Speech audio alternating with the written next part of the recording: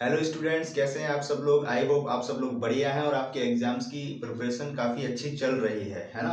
और अगर किसी बच्चे की एग्जाम की प्रिपरेशन अच्छी नहीं चल रही है तो मुझे कमेंट करके ज़रूर बताएं कि सर मेरे साथ ये दिक्कत हो रही है, मैं इस तरह की प्रॉब्लम फेस कर रहा हूँ या मुझे ये चीज़ें समझ में नहीं आ रही हैं। अगर आपको कोई भी चीज़ समझ में नहीं आ रही है तो आप एक काम करेंगे, मेरा हमारा जो टेलीग्राम चैनल है, टेलीग्राम चैनल की लिंक आपको डिस्क्रिप्शन में मिल जाएगी, उसको आप तुरंत ज्वाइन कर लीजिए। वहाँ पर क्या है, मैं आपको डेली 10 एमसीक्यू क्विज की फॉर्म में प्रैक्टिस करवा रहा हूँ, ठीक है। साथ ही साथ आपके जितने भी डाउट है मैं उधर सॉल्व करने की कोशिश कर रहा हूँ, ठीक है।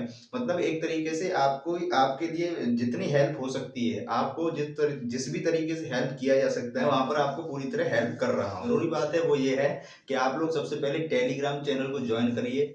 तो फिर हाजिर हूँ मैं आपके सामने एक नई वीडियो के साथ, और ये वीडियो भी हमारा वही जो 20 मिनट रैपिड रिवीजन वाली सीरीज चल रही है उसी का एक अगला पार्ट है। और इस वीडियो में मैं आपके लिए पावर शेयरिंग जो चैप्टर है उससे रिलेटेड जितने भी इंपॉर्टेंट टॉपिक्स आपको रीड करके आपको समझ के जाने चाहिए एग्जाम से पहले, है ना। तभी आप अपने एग्जाम को अच्छे से टैकल कर पाओगे, उसके क्वेश्चन जो अच्छे से कर पाओगे, ठीक है। तो मैंने इस वीडियो के अंदर ले लिए हैं और उनको हम साथ में मिलकर डिस्कस करेंगे। चलिए ज्यादा देर ना करते हुए वीडियो को स्टार्ट करते हैं। तो सबसे पहला टॉपिक मैंने इस वीडियो में लिया है वो मैंने ये लिया है कि जो श्रीलंका के अंदर एक एक्ट पास किया गया था 1956 के दौरान, तो उसमें क्या खास बातें रही, ठीक है, वो हमें यहाँ पर समझनी है और डिस्कस करेंगे, ठीक है। चलिए, तो इसमें अगर हम सबसे पहली बात समझे तो जो 1956 का एक्ट था श्रीलंका के अंदर जिसे पास किया गया था, उसको हम सिन्हाला ओनली एक्ट के नाम से भी जानते हैं। दूसरा नाम इसका सिन्हाला ओनली एक्ट भी था, ठीक है। अब ऐसा क्यों कहा गया, सिन्हाला ओनली एक्ट से क्यों कहा गया, वो यहाँ पर समझने की बात है, ठीक है।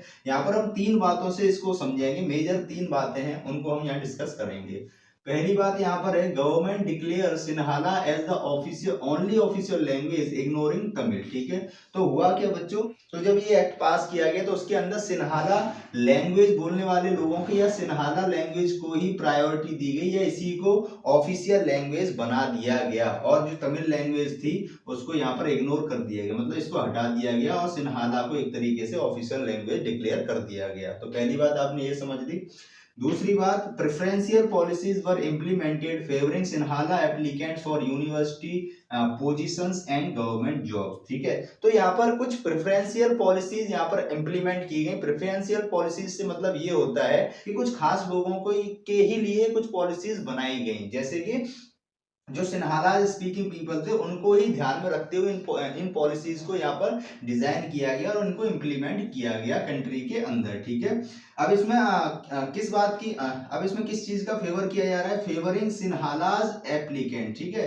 तो जो सिन्हालाज स्पीकिंग पीपल थे या एप्लीकेंट्स थे यूनिवर्सिटी वगैरह में, एप्लीकेशन मतलब जैसे फॉर्म फिलिंग करते हैं ना यूनिवर्सिटी वगैरह में, तो उन लोगों को पहले प्रेफरेंस दी जाती थी जो सिन्हालाज हुआ करते थे। जैसे किसी भी तरह की कोई पोजीशन हो सकती है यूनिवर्सिटी के अंदर, ठीक है, या कोई भी गवर्नमेंट जॉब हो सकती है, तो वहां पर सबसे ज्यादा प्रेफरेंस किसको दी जा रही थी, सिन्हालाज को, ठीक है। एंड थर्ड वन हम यहाँ पे समझते हैं, new constitution mandated that the state would protect and promote Buddhism, ठीक है। तो एक यहाँ पे थर्ड पॉइंट से ये समझ में आता है कि न्यू कॉन्स्टिट्यूशन मैंडेट किया गया। यहाँ पर मतलब जो कॉन्स्टिट्यूशन था इनका उसको पूरी तरह से बदला गया, एक तरीके से मैंडेट किया गया उसको, है ना।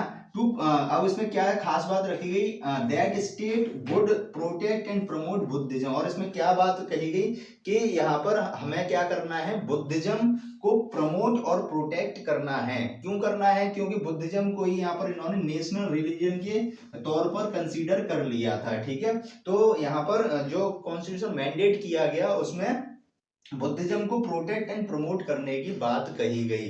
तो ये वो मेजर बातें हैं, वो जो जरूरी बातें हैं जो आपको इस एक्ट से रिलेटेड पता होनी चाहिए थी। अब मुझे लगता है आपको पता चल गई है और आपने इनको अच्छे से समझ भी लिया है। तो एक क्विक रिवीजन हम इसमें देखते हैं। इसको हम सिन्हाला ओनली एक्ट के नाम से भी जानते हैं, ठीक। सिन्हाला लैंग्वेज को ऑफिशियल लैंग्वेज बना दिया गया, तमिल को इग्नोर कर दिया गया, ठीक है। प्रेफरेंशियल पॉलिसीज को इंप्लीमेंट किया गया, सिन्हालाज को मतलब प्रेफरेंस दी गई हर जगह पर, ठीक है। और न्यू कॉन्स्टिट्यूशन मैंडेट किया गया जिसमें बुद्धिज्म को प्रोटेक्ट एंड प्रमोट करने की बात कही गई, ठीक है। मुझे लगता है अब ये टॉपिक आपका क्लियर हो चुका है। और जो नेक्स्ट टॉपिक को समझते हैं, नेक्स्ट टॉपिक मैंने लिया है एथनिक कॉम्पोजिशन ऑफ बेल्जियम। ये थोड़ा कॉम्प्लेक्स टॉपिक है, इसको आपको समझना चाहिए। इसमें मैंने पहला पॉइंट लिया है approx 59% of population resides in Flemish region and speaks Dutch. ठीक है, तो जो हमारा बेल्जियम है ना, तो बेल्जियम के अंदर क्या था, अराउंड अप्रोक्स 59% जो पॉपुलेशन थी वो फ्लेमिश रीजन में रहती थी और क्या बोलती थी, डच बोलती थी। ठीक है, तो पहले पॉइंट से आपको ये क्लियर हो गया कि जो बेल्जियम के अंदर 59% जो पॉपुलेशन थी वो फ्लेमिश रीजन में रहती थी, फ्लेमिश, ठीक है, ध्यान रखेंगे, एंड डच बोला करते थे। ठीक है, नेक्स्ट पॉइंट हम समझेंगे, about 40% live in the Wallonia region and communicate in French. ठीक है, अब 40% लोग, लगभग 59% अप्रोक्स तो यहाँ पर हो गए थे, बचे 40%, तो उसमें से 40% लगभग लोग यहाँ पर बेलोनिया रीजन में रहते थे एंड फ्रेंच बोला करते थे। क्या बोला करते थे, कम्युनिकेट इन फ्रेंच, यानी कि फ्रेंच लैंग्वेज में आपस में बात करते थे, कम्युनिकेशन होती थी उनकी। ठीक है, नेक्स्ट पॉइंट यहाँ समझेंगे, only 1% of Belgian speaks German. अब 59% यहाँ हो गया, 40% यहाँ हो गया, तो 1% बच गया, तो सिर्फ 1% लोग ही यहाँ पर जर्मन लैंग्वेज बोला करते थे। ठीक है, यानी कि जर्मन लैंग्वेज में कम्युनिकेशन किया करते थे। ठीक है, लास्ट पॉइंट हम यहाँ पर समझेंगे, इन ब्राजील्स 80% of the population speaks French while 20% speaks Dutch. ठीक है, ये तो ओवरऑल कंट्री का यहाँ पर हमने देख लिया। अभी ये 3 पॉइंट हमने समझे यहाँ पर, ये 3 पॉइंट यहाँ पर कंट्री से रिलेटेड थे। ठीक है, तो ओवरऑल कंट्री के अंदर बात हो रही थी, लेकिन हम पर्टिकुलर ब्राजील्स में समझे, है ना, जो कैपिटल थी बेल्जियम की, वहां पर अगर हम देखें तो 80% जो पॉपुलेशन थी वो फ्रेंच बोलती थी, बट 20% सिर्फ डच बोला करते थे यहाँ पर। ठीक है, तो ये आपको थोड़ा सा ध्यान रखना है, ये कॉम्प्लेक्स है थोड़ा सा, इसको अच्छे से एक दो बार आप देख लेंगे, मैंने समझा दिया, अब आपकी समझ में आ चुका होगा कि जो ऊपर के 3 पॉइंट हैं ये ओवरऑल कंट्री के बारे में बात कर रहे हैं कि कंट्री के अंदर 59% जो पॉपुलेशन थी वो फ्लेमिश रीजन में रहती थी और डच बोलते थे। ठीक है, बाकी 40% बेलोनिया रीजन में रहते थे और फ्रेंच बोलते थे। ठीक है, सिर्फ 1% लोग ही जर्मन लैंग्वेज यहाँ पर बोलते थे। And particular state, sorry, particular capital की बात की जाए ब्राजील्स की, तो यहाँ पर 80% लोग फ्रेंच बोलते थे और 20% लोग डच बोला करते थे। ठीक है, तो मुझे लगता है अब आपको ये टॉपिक क्लियर हो गया होगा और आपने अच्छे से समझ लिया होगा। इसको एक दो बार अपनी कॉपी में प्रैक्टिस कर लेंगे। चलिए स्टूडेंट्स, नेक्स्ट टॉपिक को समझते हैं। नेक्स्ट टॉपिक मैंने यहाँ पर लिया है, why power sharing necessary. Power sharing क्यों जरूरी है या इससे क्या हमें फायदे होते हैं, वो हमें यहाँ पर समझना है। ठीक है, क्योंकि चैप्टर ही पावर शेयरिंग है। अगर इसी बात को हम समझ के नहीं जाएंगे अच्छे से, मान लीजिए 3 मार्क्स में या 5 मार्क्स में एक क्वेश्चन आ गया, फिर आप कैसे इसको हैंडल करोगे, तो पहले वो चीज तो आपको समझनी चाहिए ना। चलिए कोई नहीं, यहाँ पर समझने की कोशिश करते हैं, इवन डिस्कस करते हैं एक दूसरे के साथ। ठीक है, चलिए पहला मैंने पॉइंट यहाँ पर लिया है कि पावर शेयरिंग क्यों जरूरी है या इससे क्या फायदे होते हैं। Power sharing prevents conflicts and violence, मतलब लोगों में किसी भी तरीके की कॉन्फ्लिक्ट और वायलेंस को यहाँ पर प्रिवेंट करने का काम कौन करता है, पावर शेयरिंग करता है। किस तरीके से, bye including society in decision making. जैसे हमारी सोसाइटी है ना, यहाँ पर अलग अलग रिलीजन, अलग अलग कास्ट के लोग, यानी डिफरेंट रिलीजन के लोग, है ना, अलग अलग एरियाज में रहते हैं, लेकिन उन सबको जो डिसीजन मेकिंग प्रोसेस होता है उसमें इन्वॉल्व किया जाता है। ठीक है, पावर शेयरिंग है वो यहाँ पर लोगों की जो ओपिनियंस होते हैं उनको शेप देने का काम करती है ना, जो लोग हैं उनको डिसीजन मेकिंग प्रोसेस में इन्वॉल्व किया जाता है। इस तरीके से किसी भी तरीके का कॉन्फ्लिक्ट, किसी भी तरीके का वायलेंस होने से यहाँ पर जो पावर शेयरिंग है वो रोक पाती है। ठीक है, जब लोग डिसीजन मेकिंग में इन्वॉल्व होते हैं तो उनको लगता है कि हाँ यार, हमें भी पूछा जा रहा है ना, हमसे भी चीजें पूछी जा रही हैं, है ना, हमें भी कुछ समझा जा रहा है। तो जब इस तरीके से लोगों को साथ में लेकर चला जाता है तो यहाँ पर कॉन्फ्लिक्ट होने के चांसेस बहुत कम हो जाते हैं। ठीक है, जैसे इसको एक छोटे से एग्जांपल से हम समझ सकते हैं। जैसे हम अपने घर की ही बात करें,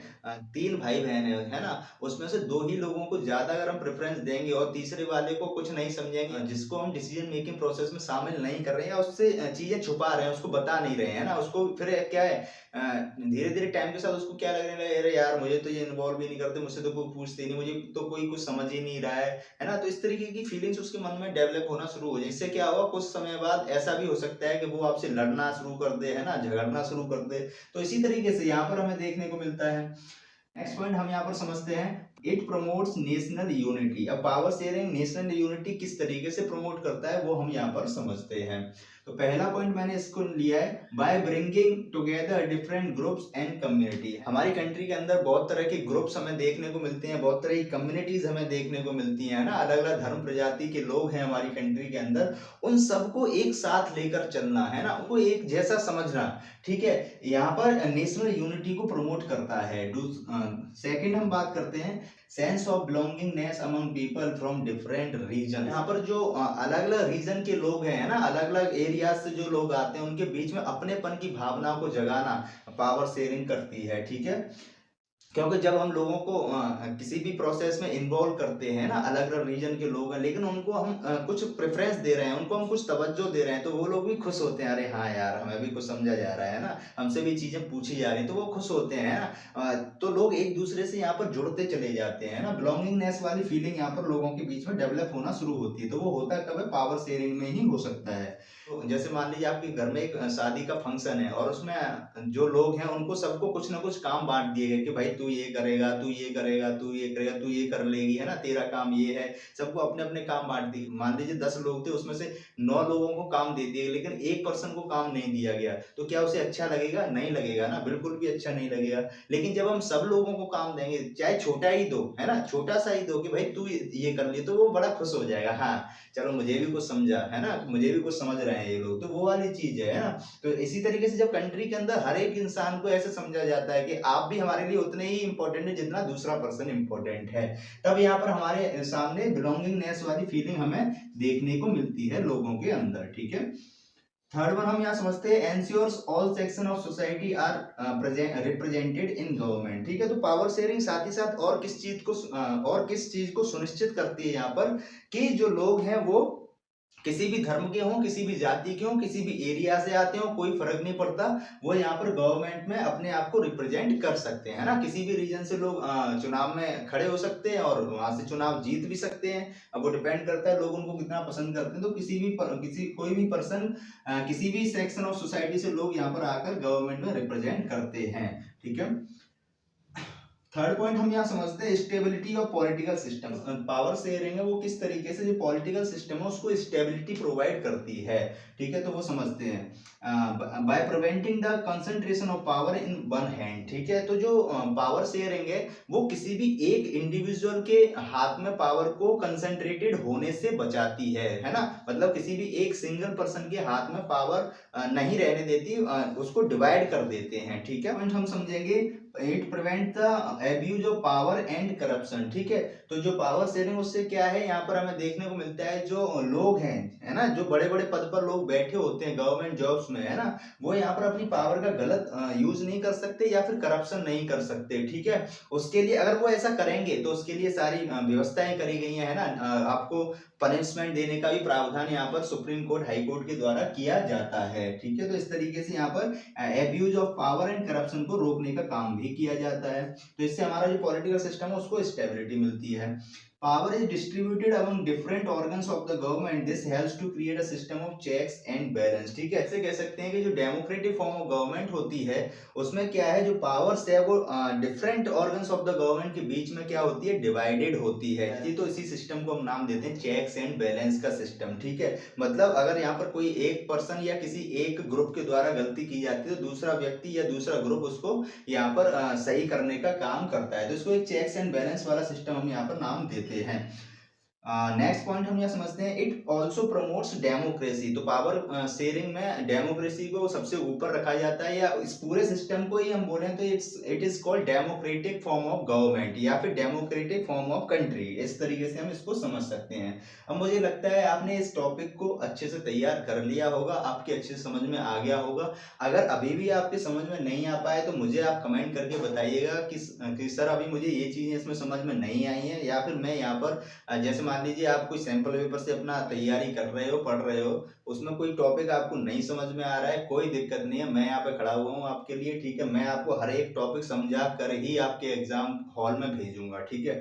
वो चिंता मत कीजिए, बस आपको क्या करना है, उस क्वेश्चन का या उस पूरे टॉपिक का क्या करना है, एक फोटो क्लिक करके मेरे टेलीग्राम चैनल पर आपको सेंड कर देना है, ठीक है। टेलीग्राम चैनल का डिस्क्रिप्शन में लिंक दिया गया, उसको ज्वाइन कर लीजिए। किसी भी तरह की समस्या है आप वहां पर मुझे बता दीजिए, ठीक है। टेलीग्राम के अंदर मैं 10 MCQ आपके डेली प्रैक्टिस की फॉर्म में करवा रहा हूँ, क्विज फॉर्म में करवा रहा हूँ, आपको मजा आ जाएगा। वहां पर आप ज्वाइन करिए फटाफट से, ठीक है।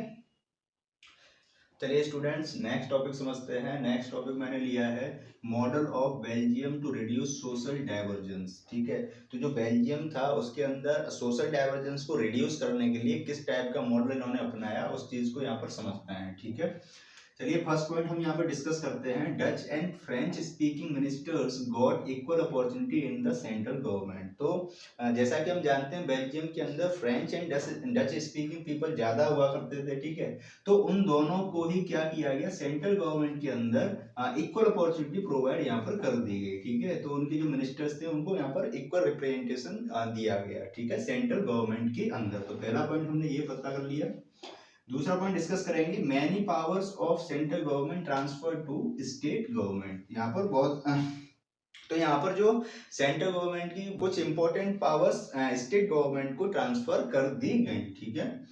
नेक्स्ट पॉइंट यहाँ पर समझते हैं, the state government is no longer subordinate to central government. जैसा कि हमने अभी पहले वाले पॉइंट में समझा कि सेंट्रल गवर्नमेंट ने बहुत सारी पावर्स स्टेट गवर्नमेंट को ट्रांसफर कर दी थी, जिस वजह से जो स्टेट गवर्नमेंट थी अब यहाँ पर सेंट्रल गवर्नमेंट की सबऑर्डिनेट नहीं रह गई थी, है ना। स्टेट गवर्नमेंट थी वो इंडिपेंडेंटली अपने काम अपने डिसीजंस ले सकती थी, ठीक है। Brussels have a separate government where French and Dutch have equal representation, ठीक है।